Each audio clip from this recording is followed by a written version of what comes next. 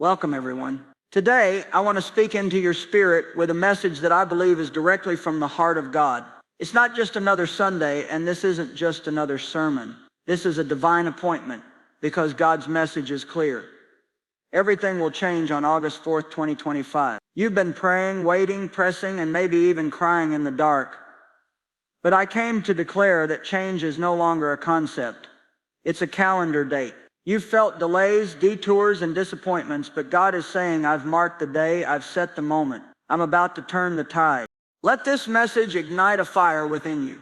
Let it interrupt your doubts and remind you that when God speaks, creation responds. Heaven is not confused, and the plans of God do not fail. As you listen today, get ready to release your fear and reclaim your faith. This message isn't for the passive or the comfortable. This is for those who have been through hell and still believe heaven holds their answer. Sometimes when we've been praying and believing for something and it doesn't happen, the enemy creeps in and tries to convince us that God has denied our request, that maybe we've been forgotten, overlooked, or worse, abandoned. But that is not the voice of God. That's the voice of fear trying to contaminate your faith. When God delays a thing, He's not denying it. He's developing it. God doesn't work on our schedule. He works on His, and His timing is perfect, not by human measure, but by eternal design. God is not moved by clocks or calendars. He is moved by completion. There's a reason He says in Ecclesiastes 3 that there is a time and a season for everything under the sun. That means your miracle, your breakthrough, your restoration, it has a divine appointment. And just because it hasn't happened yet doesn't mean it's not going to happen. It means God is still aligning every piece so that when it does happen, you'll know without a shadow of a doubt that it was Him. Consider the story of Lazarus. Mary and Martha sent word to Jesus that their brother was sick. They expected Him to come right away. They had faith, real, desperate, active faith. But Jesus delayed His coming. He waited 4 days. Now, by human standards, that was late. By their grieving hearts, it felt like abandonment. But Jesus had something greater in mind. He didn't come to heal Lazarus. He came to resurrect him. See, sometimes God allows something to die so He can show you the power of resurrection. He'll let the job opportunity fall through. He'll let the relationship fade. He'll even let you hit rock bottom, not to break you, but to raise you. Because resurrection power only works where something has died. And in His delay, He was not denying their request. He was setting the stage for a greater glory. When God makes you wait, He's not being cruel, He's being strategic. The waiting room isn't punishment, it's preparation. You don't see what's going on behind the scenes. You don't hear the conversations happening in heaven about you. But that doesn't mean God is silent. Heaven has been organizing things in your favor. God's been moving pieces, changing hearts, rerouting decisions, all to bring you into a moment of divine convergence. So many times we want a microwave miracle, but God is a slow cooker kind of God. He wants the flavor of your faith to develop. He wants the depth of your character to mature. Because if He gives you the promise too soon, it might crush you. But if He gives it to you when you're rooted in Him, you'll be able to carry it. Think of Joseph. God gave him a dream at 17, but it didn't come to pass until he was 30.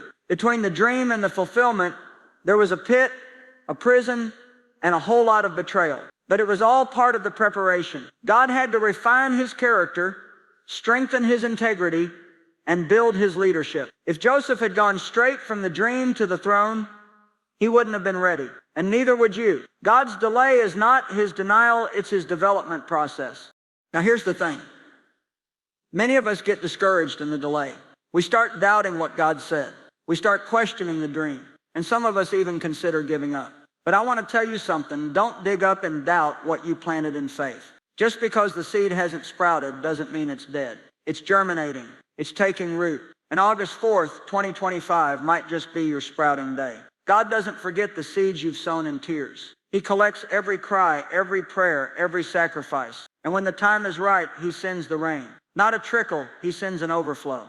You must understand that divine timing is tied to divine order. If God is a God of order, then your miracle is scheduled with precision. You didn't miss it. You didn't mess it up. It hasn't passed you by.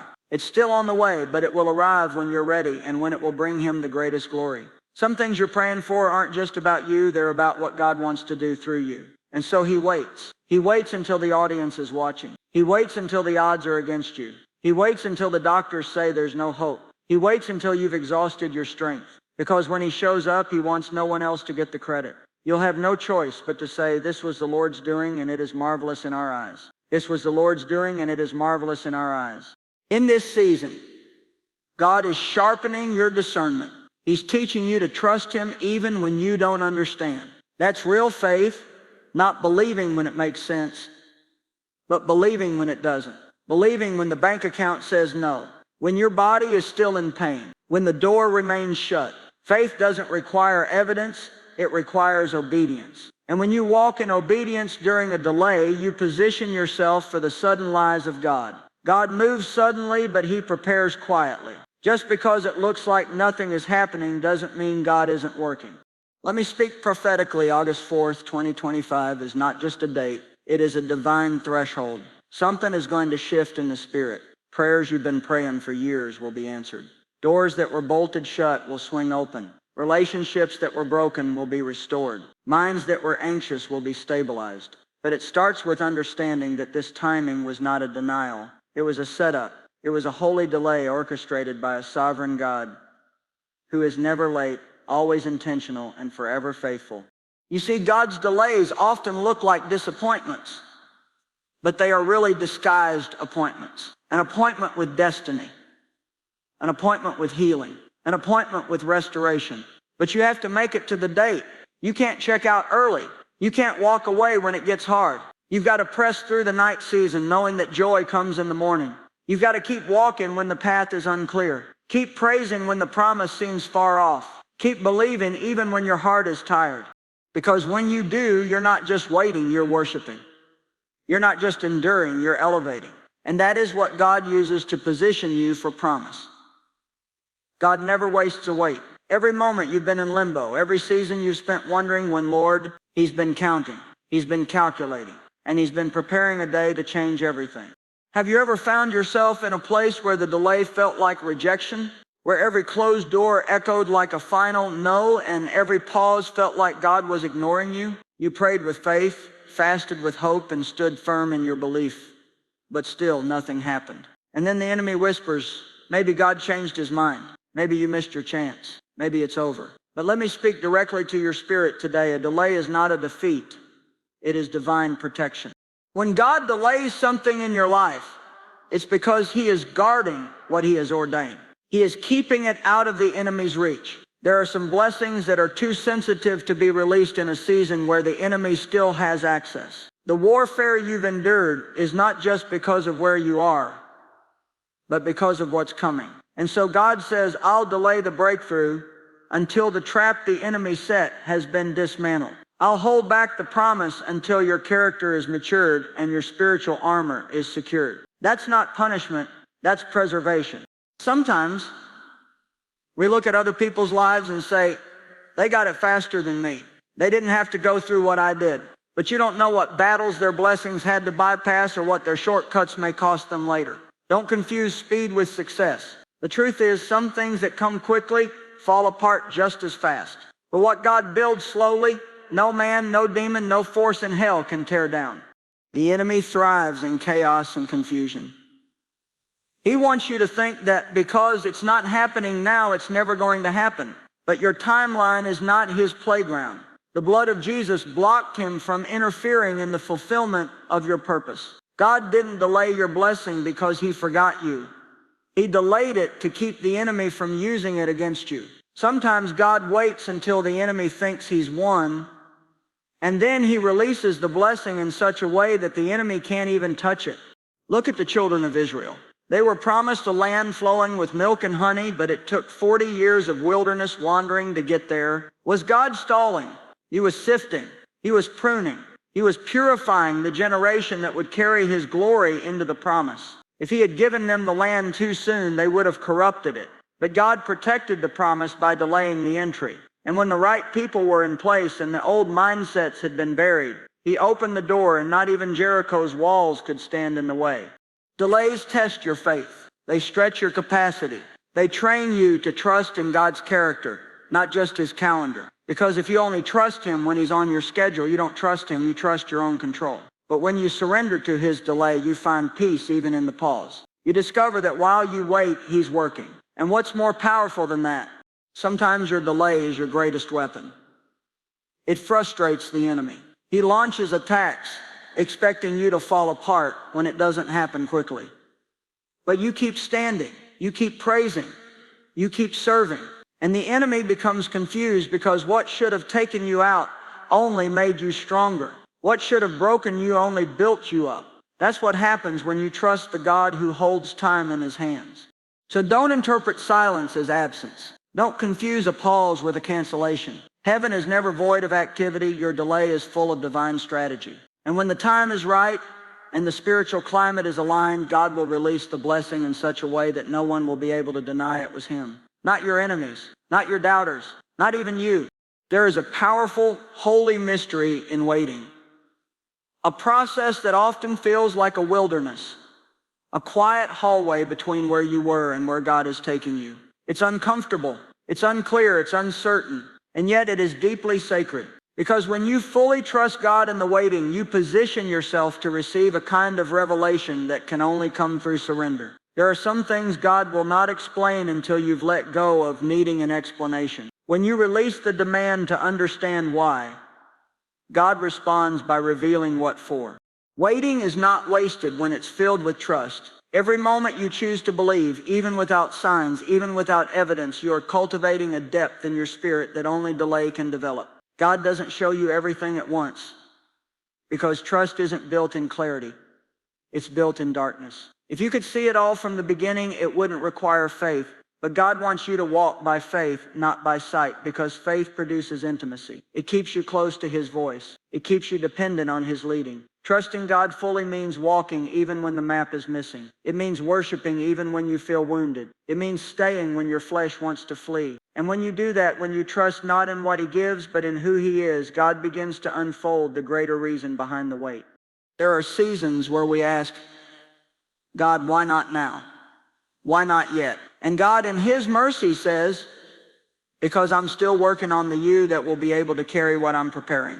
Trust is not just about believing in God's ability, it's about believing in his timing. Sometimes what you're praying for is ready, but you're not. Other times you're ready, but what you're called to walk into is still being constructed. God doesn't just want to bless you, he wants to sustain you in the blessing. And that takes a different kind of preparation. Let's think about Abraham. God promised him descendants as numerous as the stars, but the fulfillment didn't happen overnight. It didn't even happen in the next year or two. It took decades. Abraham had to trust a God he could not see for a promise he could not measure with a timeline he could not predict. And yet, because of his trust, he became the father of faith. Not because he was perfect, he had doubts, he made mistakes, but because he chose to believe that the one who made the promise was faithful. And in the end, God not only gave him Isaac, he revealed the purpose of the wait. It wasn't just about a son. It was about birthing a lineage, a legacy, a covenant that would change the course of history. When you're in a long season of waiting, it's easy to believe that you've been forgotten, that your prayers are hitting the ceiling. But trust doesn't look for signs. It listens for God's whisper. And his whisper is still speaking even in the silence. In fact, it's in the silence that trust is most refined. That's when your motives are purified. That's when your dependence shifts from the outcome to the one who holds the outcome. Some of the greatest breakthroughs come after your greatest breakdowns. Not because God was withholding, but because he was stretching your spirit to contain more than you were asking for. Sometimes you're asking for a moment, and God is preparing you for a movement. You want healing in your body, and God is preparing healing in your bloodline. You're praying for a job, and God is preparing you for purpose. And so he waits, not to torture you, but to teach you how to trust him without condition. The kind of trust that pleases God is not casual, it's complete. It's saying, God, even if you don't do it when I thought you would, I still believe you're good. I still believe you're able. I still believe you're faithful. And something shifts in the heavens when you trust like that. Heaven leans in. Angels respond. Chains break. because you're no longer holding on with fear. You're holding on with faith. When you trust God fully, He will always make it make sense in time.